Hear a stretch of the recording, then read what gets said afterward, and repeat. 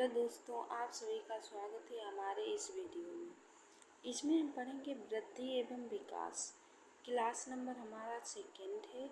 तो विकास के बारे में हमने एक क्लास में पढ़ा हुआ था। यहाँ पे हमारा क्लास है सेकंड।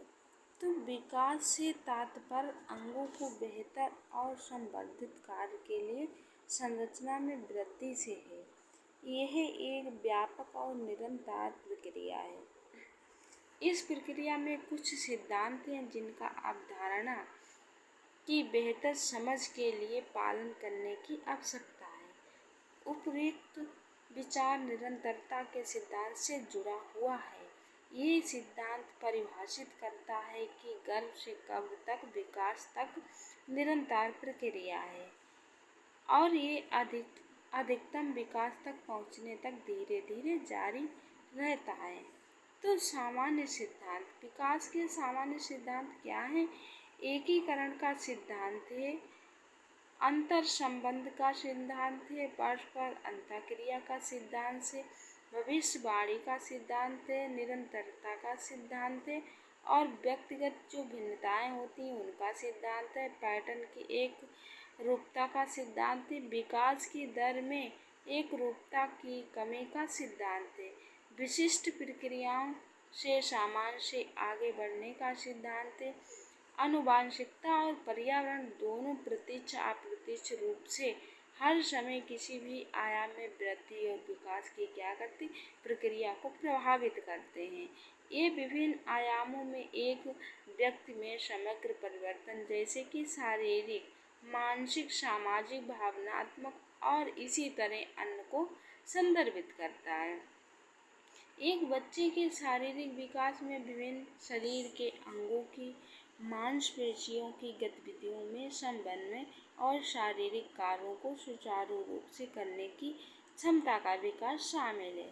शारीरिक विकास न केवल शरीर के बाहरी अंगों का विकास शामिल है बल्कि इसमें शरीर के आंतरिक अंगों का भी विकास भी शामिल है।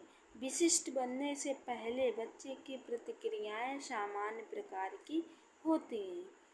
सामान्य गतिविधियां विशिष्ट गतिविधियों से पहले होती हैं, अर्थात बच्चा अपने हाथों को पहले बेहतरीन ढंग से हिलाता है और फिर क्या करता है, अपनी उंगलियों को विशेष रूप से उपयोग करना शुरू कर देता है और फिर अपने हाथों की गतिविधियों को पूरी तरह से क्या करता, नियंत्रित कर लेता है। अब विकास की दिशा के सिद्धांत के बारे में पढ़ लेते हैं। कितने प्रकार के होते हैं? 2 प्रकार के। तो बाल विकास 2 दिशाओं में होता है, एक सिर से पैर की दिशा और दूसरा निकट से दूर जिस शरीर के केंद्र से परिधि तक होता है।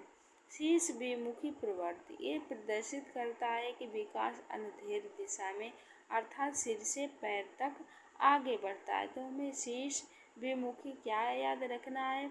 सिर से पैर तक आगे बढ़ता है। ये कारण है कि एक बच्चा चलना शुरू करने से पहले सिर पर नियंत्रण करना क्या कर लेता है, हासिल कर लेता है। समीप दूर विमुखी से प्रवृत्ति ये पास से दूर की और शरीर के कुछ हिस्सों से आगे की ओर बढ़ती है और फिर सबसे पहले चरम सीमाओं का विकास करती है। इसीलिए विकास के पहले चरणों में बच्चा छोटी मांसपेशियां या कौशल के बजाय मौलिक मांसपेशियों को विकसित करना शुरू कर देता है। आगे क्या दिया गया है, आइए हम संक्षेप में समझते हैं क्या है विकास के पक्ष और मुख्य विचार और इनकी विशेषताएं क्या हैं। शारीरिक विकास ये जीवन मानव में होने वाले शारीरिक परिवर्तनों को क्या करता है, संदर्भित करता है। बच्चा चलने में सक्षम होता है। इसमें क्या है, इसकी मुख्य विशेषता क्या है कि ये चलने में सक्षम होता है।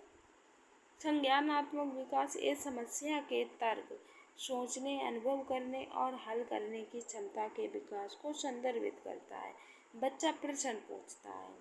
सामाजिक विकास ये जीवन भर सामाजिक कौशल और मूल्यों के विकास को संदर्भित करता है। तो इसका क्या है विशेषता का, बच्चों को दूसरों के साथ बातचीत करना सीखता है जो सामाजिक विकास। भावनात्मक विकास, ये अपनी भावनाओं को नियंत्रित करने और प्रतिबंधित करने की क्षमताओं को विकास को संदर्भित करता है और साथ ही साथ दूसरों को भी।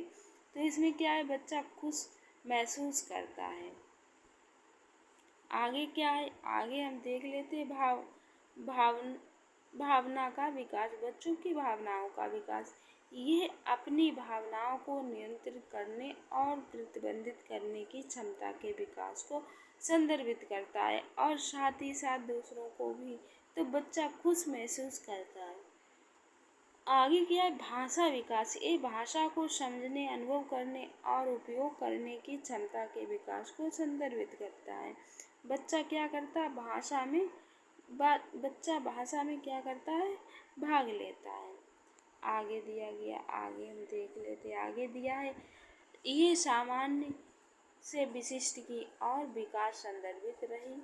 सही है, क्योंकि शुरुआत में शिशु भ्रूण अपने पूरे शरीर के अंगों को स्थानांतरित करने के बजाय अपने पूरे शरीर को हिलाते हैं। विकास के अन्य सिद्धांतों में शामिल है विकास संचयी है, विकास एक सतत प्रक्रिया है, विकास अंतःक्रियाओं की प्रक्रिया है, विकास समरूपता स्वरूप का अनुसरण करता है, विकास अनुमानित और अनुक्रमिक है, विकास दर व्यक्ति दूसरे से भिन्न होती है।